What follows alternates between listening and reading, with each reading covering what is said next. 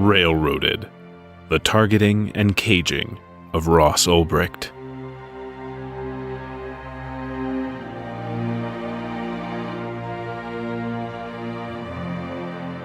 Whatever you think of Silk Road, Ross Ulbrict, creator of Silk Road, does not deserve a life sentence without the possibility of parole. That's a quote from Charlie Lee, the creator of Litecoin. I thought I'd start the show out every week with a quote. I hope that adds a little something extra for you. Hello and welcome to the Railroaded podcast. This is part 2 of an 8-part series and is about the targeting and caging of Ross Ulbrict. My name is Gary Leland. You may know me from my other podcasts such as the Crypto Cousins podcast and the 4-Minute Crypto Show. You can take a look at all my crypto podcasts and websites at cryptopodcaster.com. Railroaded is a podcast series revealing behind-the-scenes information you've never heard before. This is a peek into the inner workings and conflicts in the Silk Road story, and you will meet the people involved. First, let me say I did not produce the Railroaded content I'm about to play. I'm just distributing this show as a podcast to help it reach a larger audience. I hope that the more people that know about Ross's situation, the better his chances are of being freed. The information in this podcast is based on the public record and should not be attributed to myself, Ross Ulbrict, Leonard Ulbricht, or anyone connected with freeross.org. I am not responsible for and do not verify for accuracy any of the information contained in this series. Railroaded was created by the Free Ross team, is narrated by Adrian Bisson.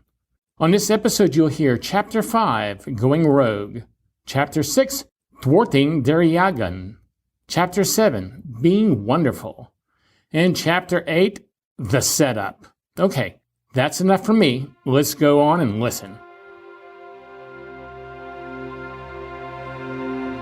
Railroaded, the targeting and caging of Ross Ulbrict.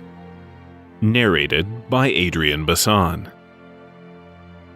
The following is based on public information sources, including court filings, transcripts, trial exhibits, affidavits, warrant applications, subpoenas, judicial rulings, investigation reports, press releases, sworn testimony, and direct evidence. Some gaps remain due to government protective orders, redactions, sealed records, missing records the court cannot account for, dropped investigations, tampered evidence, communications and other data that remain encrypted, and the fact many of the parties involved have not testified.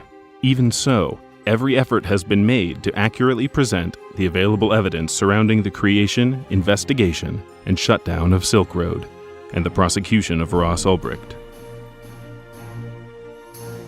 Chapter 5, Going Rogue. Carla Garrick, candidate for New Hampshire Senate, said, "This case isn't about Silk Road. It is about the future of internet freedom, autonomy, and privacy." It was later discovered that McFarland had leaked investigation details to 2 Baltimore agents who, using theft, extortion, and other means, had enriched themselves through their involvement in Silk Road. These agents sought deliberately to undermine the integrity of the ongoing investigation. One was DEA agent Carl Mark Force. The other was Secret Service agent Sean Bridges, who was on a joint duty assignment with the National Security Agency, NSA, at the time. 7 months into his Silk Road investigation, Bridges went rogue, as McFarland would later call it, and secretly seized $2 million from Karpeles' Wells Fargo account, which Karpeles was using in the operation of Mt. Gox. Bridges did this to alert Karpeles that the U.S. government had him on its radar, and the walls were closing in on them, so they could avoid prosecution. It is still unknown what involvement Bridges had with Karpeles in the preceding months, but Bridges issued this seizure warrant because he didn't want a criminal case to proceed. If the U.S. government obtained Mt. Gox records, they might see his name on them and discover his misdeeds. Not surprisingly, 2 days before he seized Karpeles' money, he made sure to get his own money out. Neither Daryagan nor McFarland knew of the seizure, because Bridges, in order to execute it, went behind their back to Richard Kay, an assistant U.S. attorney, AUSA, not associated with the Silk Road investigation. Force and Bridges also went after the bitcoins on Silk Road, but did so in secret so they could keep the money for themselves. According to Force, he pretended to be a drug smuggler for a cartel, gained DPR's confidence, and asked him to coordinate a large sale with one of Silk Road's top cocaine vendors, a user going by the name Google-Eyed. Allegedly, DPR tasked Curtis Green, one of his staff members, with setting up the deal. When approached by Green, Google-Eyed was suspicious of Force's offer and declined. Green agreed to accept delivery instead and gave Force his home address. There, a SWAT team arrested him once the package was delivered. Once in custody, Green was interrogated by Force, Bridges, and the rest of the Baltimore Silk Road Task Force, and gave them his administrative login. Bridges pressured Green to show him how to exploit Silk Road's system, including how to change passwords and take over accounts. Soon after gaining access to the site, Bridges left the interrogation. He used his new knowledge to hijack and empty the accounts of top Silk Road vendors and move the funds to Karpelis's Bitcoin exchange, Mt. Gox. However, Bridges did not move the Bitcoins directly from Silk Road. He first moved the funds to Green's Silk Road administrative account. Bridges didn't simply transfer 21,000 Bitcoins out to steal them. He transferred them to Green's account because he wanted to have a suspect. He wanted Silk Road vendors and users to know, here's the person who stole my Bitcoins, it's Curtis Green. As Green would later testify, he set me up to take the fall. He wanted to make sure that it was me that did it, so he was very calculated. It was very well thought out in my opinion. Bridges' plan worked. When it was discovered that the Bitcoins were stolen, Green was immediately accused. During the interrogation, Justin Herring, the Baltimore AUSA overseeing McFarland, screamed at Green, "Come on, we know you stole it. We know you did it." Green then got pulled aside by an agent who coaxed him to confess. "Come on, they're the bad guys," he told him. I wish I could," Green kept saying. "It doesn't make sense for me to steal the money, the Bitcoins. If I was that type of person, why would I steal it the night that I am in front of 15 agents? Wouldn't I have done it the week before in the comfort of my home?" He couldn't believe they were accusing him. It made no sense to me whatsoever. It blew my mind. His interrogators threatened to tear up Green's cooperation agreement and send him to prison. "We don't think you're telling the truth," Herring told him, "and since you lied to us, we're going to take that away." Green, a father and grandfather, begged them for a lie detector test, but Force kiboshed that every time. According to the government, Force and Bridges also duped DPR into believing that Green was behind the theft. Allegedly, DPR then went to Force, still thinking he had cartel connections, and asked him to track Green down and retrieve the vendor's money. Force agreed, and, with Green already in custody, played along and pretended to catch Green and kill him. It is unknown, however, if DPR was actually involved at all, because the evidence for this entire incident came from Force himself after he and Bridges had infiltrated Silk Road. They had the ability to fabricate the whole thing. "When I saw the murder-for-hire transcripts," Green said in a later interview, "they were in line with Force's narrative, exactly what he portrayed. So, was it there, or did they put it there? I don't know." Force and Bridges went on to extort DPR on other occasions, using pieces of Der Jagen's investigation as leverage, along with threats of exposure and death. In one instance, they messaged DPR using the name Death from Above and told him they had identified him and were going to take revenge for having Green killed. Eventually, they settled for extorting him. Another time, under the name French Maid, the two corrupt agents tried to sell DPR information concerning the government's investigation into the Silk Road. Force, out of habit, signed one of his messages with his first name, Carl. To cover this up, he later said his name was Carla Sophia, a Silk Road user with many girlfriends and boyfriends on the site. These and other schemes netted the pair at least 23,984 bitcoins, although it is unknown how many remain hidden. Chapter 6. Thwarting Duryagan. Stephen Duke, North American Events Manager for Students for Liberty, said, "This case is also very much about the future of privacy and surveillance, and sets some dangerous precedents for those who want to open digital marketplaces or use digital currencies." By this time, Duryagan's investigation was derailed, leaving him with no seizures and Karpeles scrambling to escape the government's pursuit. However, Duryagan was sure he had his man and continued to doggedly pursue him. On May 17, 2013, a conference call occurred among Duryagan and AUSA Crickbaum from Chicago, McFarland and AUSA Herring from Baltimore, and AUSA Kay, who had helped Bridges go rogue and seize Karpeles' money. During the call, Kay stated he was trying to work on an interview with Karpeles. Crickbaum asked what the purpose of the interview was. Kay replied that he wanted to know more about Karpeles' money business and to ask him directly about his knowledge of Silk Road. Duryagan expressed serious concern over that approach and over Kay using his information developed on Karpeles for his own use. Kay agreed to hold off for several months while Duryagan prepared his indictment. Even with Kay's assurance, Duryagan was worried that he would go behind his back again and expressed this to McFarland.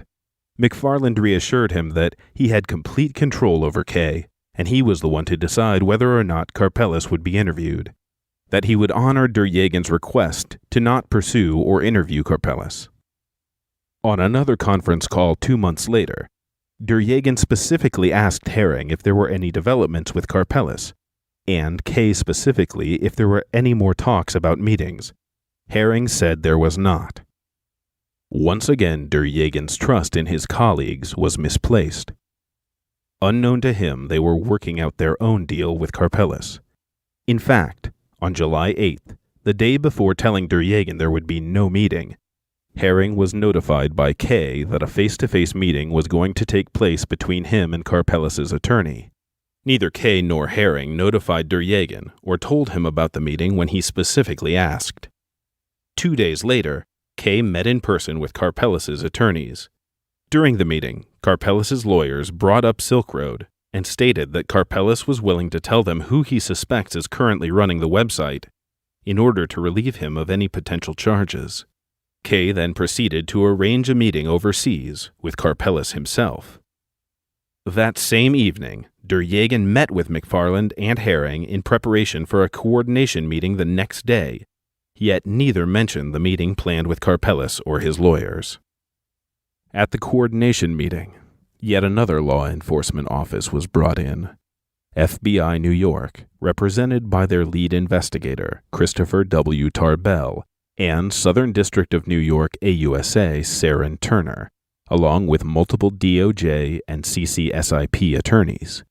Tarbell brought an important piece of the government's investigation to the table: the location of the server hosting Silk Road.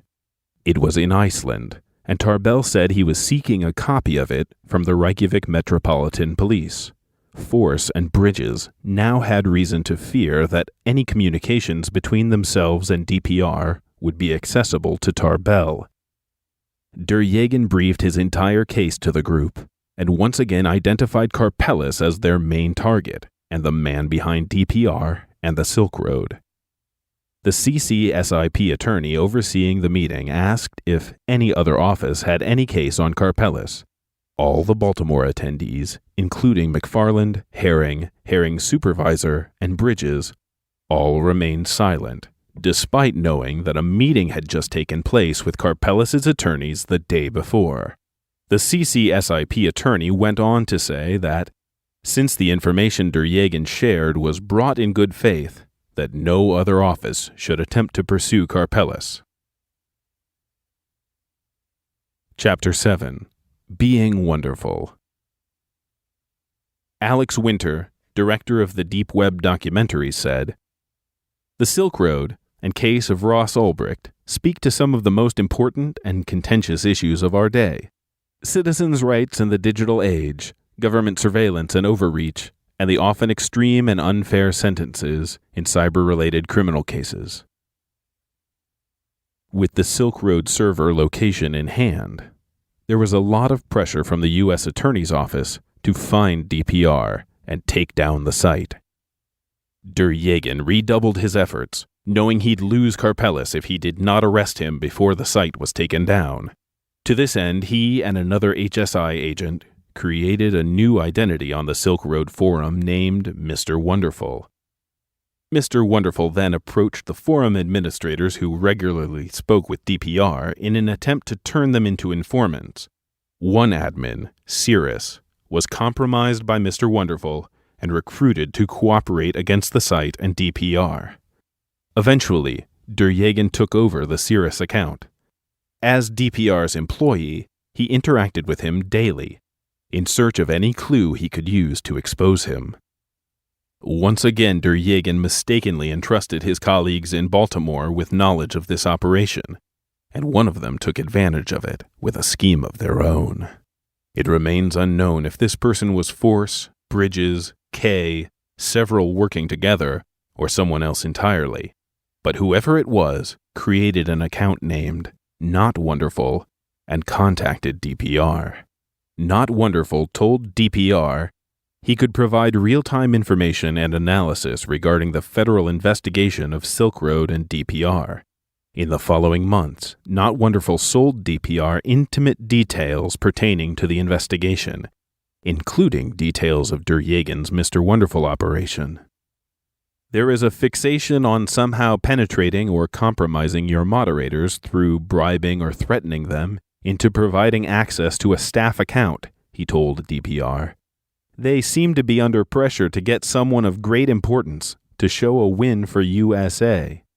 Not Wonderful outlined the agencies going after DPR.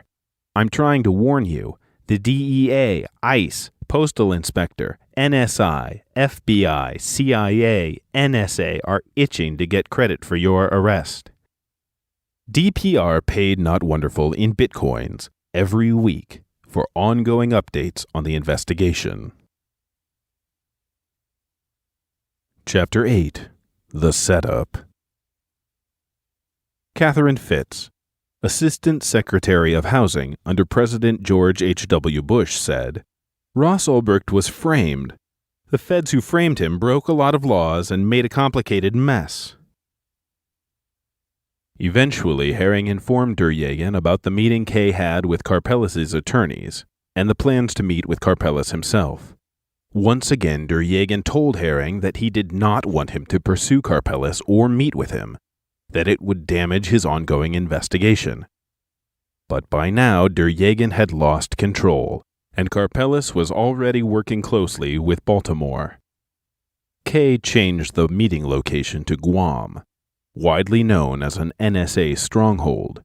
Duryegan continued to express deep concern over this meeting and its effect on his investigation against Karpeles, but Herring did not appear concerned or willing to stop it.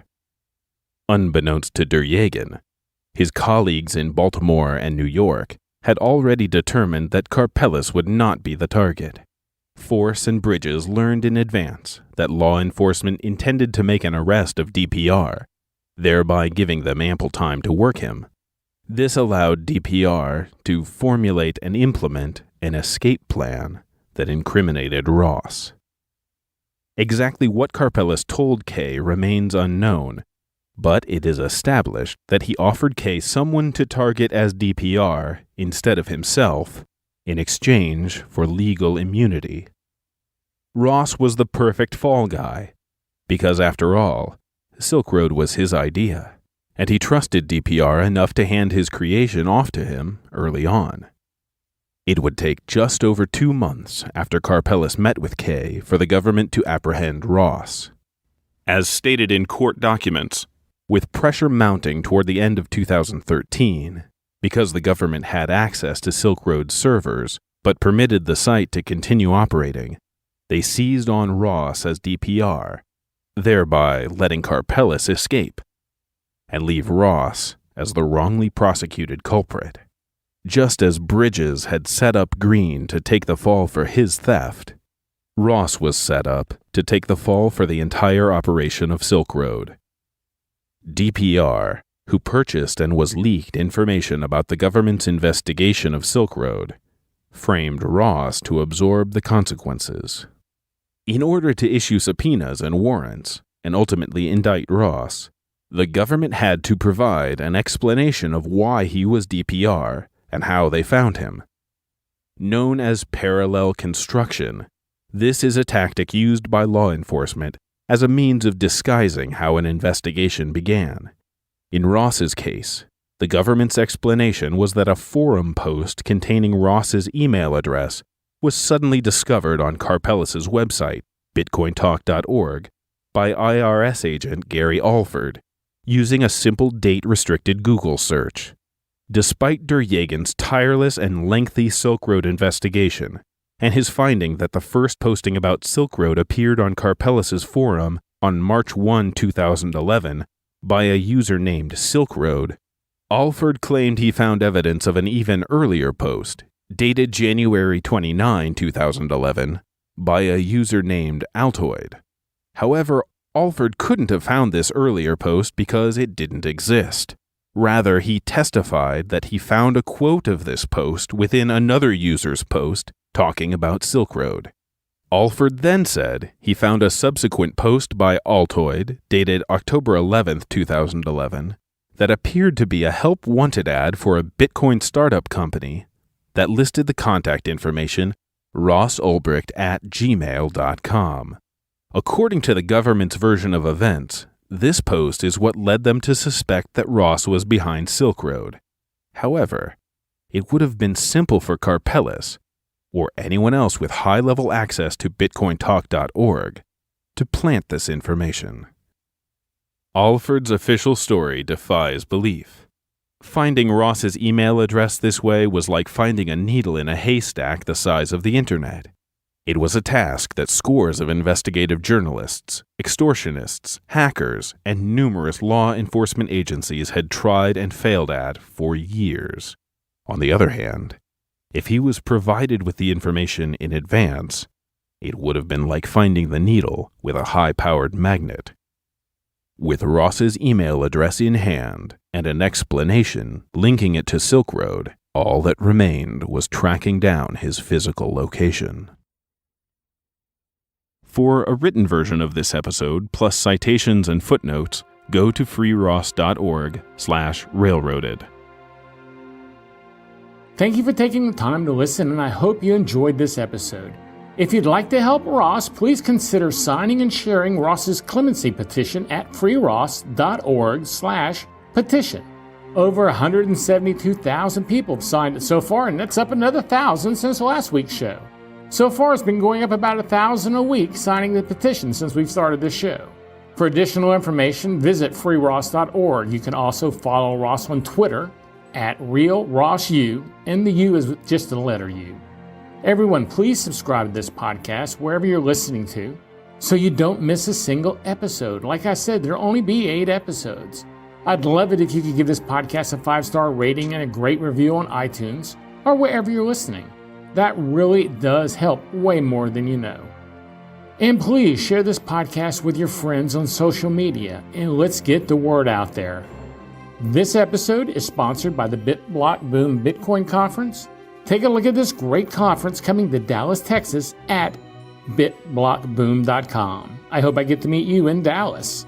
Until the next episode, this is Gary Leland from CryptoPodcaster.com saying thank you for taking the time to listen.